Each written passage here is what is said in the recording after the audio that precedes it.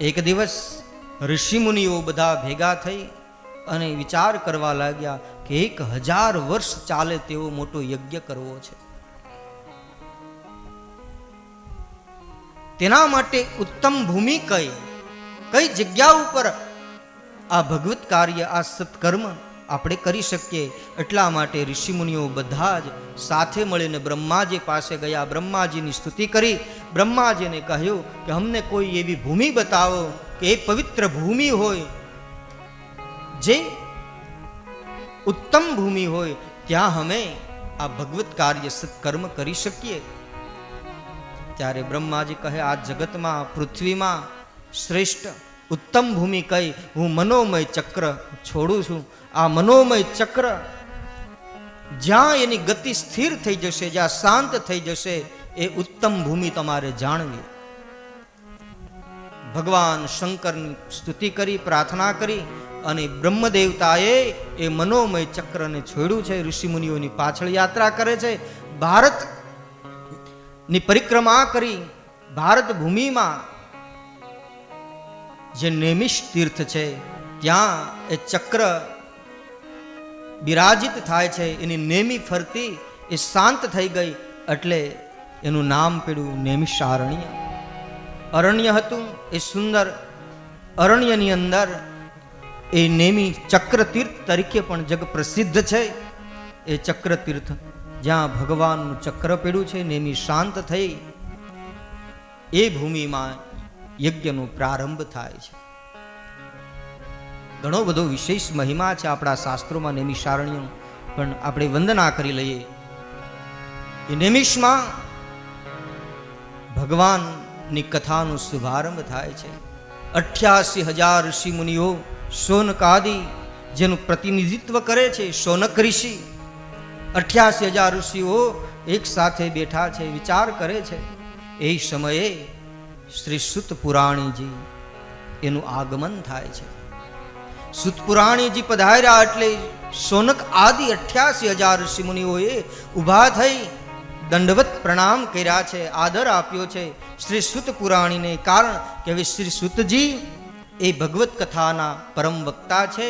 એ વ્યાસાસન પર બિરાજિત થઈ અને ભગવત કથા કહેવાના છે.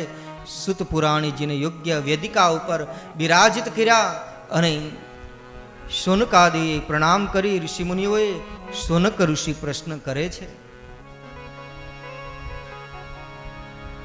કે મહાત્મા, આપનું આગમન અમારી માટે અતિ દુર્લભ છે. અમે ધન્ય થયા છે આપ જેવા મહાત્માના દર્શનથી, તમારા સંગથી અમે ધન્ય થયા છે, કૃતકૃત્ય થયા છે.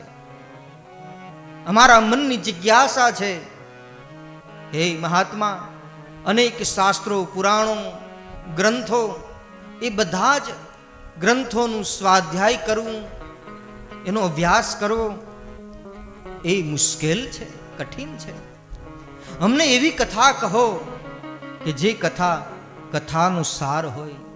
મમ કર્ણ રસાયણમ, એવી કથા સર્વ સિદ્ધાંત નિષ્પન્નમ, સર્વ સિદ્ધાંતનો સાર હોય, રસ હોય, શાસ્ત્રોનો સાર હોય, એવી કથા અમને ટૂંકમાં કહો. 6 પ્રશ્નો કર્યા છે. અહીંયા શ્રીમદ ભાગવતનો પ્રારંભ પ્રશ્નોથી થયો છે. શૌનકાદિ ઋષિ એ શ્રી સુત પુરાણીજીને 6 પ્રશ્નો પૂછ્યા. એમાંનો પ્રથમ પ્રશ્ન કર્યો કે હે મહારાજ, માનવ જીવનનું કલ્યાણ શેમાં છે? મનુષ્યનું શ્રેય કેમાં છે? એવું કયું સાધન કરવાથી એ જીવ પરમ ગતિને પ્રાપ્ત કરે છે? અનેક સાધનો છે આ જગતમાં પ્રભુને પામવાના, પણ કયું સાધન શ્રેષ્ઠ છે કે જેના દ્વારા પરમાત્માની પ્રાપ્તિ સુલભ થાય? ભગવાનનું નામ અજન્મા છે, છતાં પણ ભગવાન જન્મ શું કામ લે છે? જેનું નામ અજન્મા હોય, જેનો કોઈ જન્મ નથી, જેનો જન્મ ન હોય, એનું નામ ન હોય, છતાં પણ એ જન્મ લે છે અને એનું નામ છે. એક નામ નહીં પણ હજારો નામ છે. હરિતારા નામ છે 1000. વિષ્ણુ સહસ્ત્ર નામ, ગોપાલ સહસ્ત્ર નામ,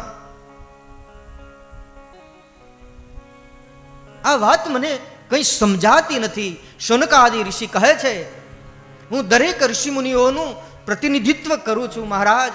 આ અમારા બધાનો પ્રશ્ન છે, આ મારા એકનો પ્રશ્ન નથી.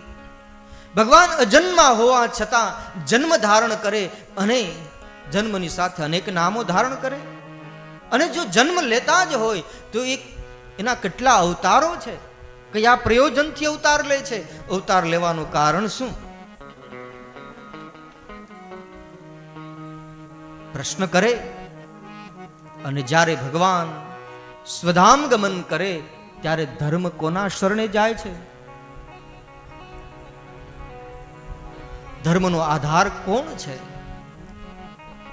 જે શૌનકાદિ ઋષિઓના પ્રશ્નો નૈમિષારણ્યની પાવન ભૂમિમાં શ્રી સુત પુરાણી એમના ઉત્તરો આપતા કહે છે, આ જગતમાં શ્રેષ્ઠ માનવ જીવન મળ્યા પછી માનવનું કલ્યાણ કરનારું જો કોઈ પરમ સાધન હોય તો એ છે ભગવત કથા, સત્સંગ. એ છે ભગવાન નામ.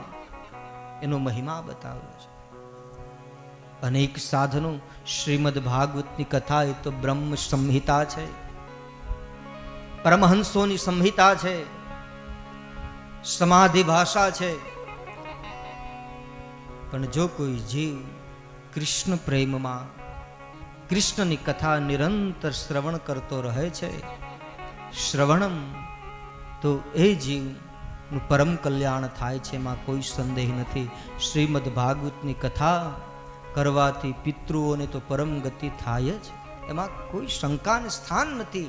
પણ જો કોઈ જીવ ભગવત કથામાં બેસી અને ભગવત કથા 7 દિવસ સુધી અખંડ શ્રવણ કરે છે, જીવતા એની મુક્તિ થઈ જાય છે.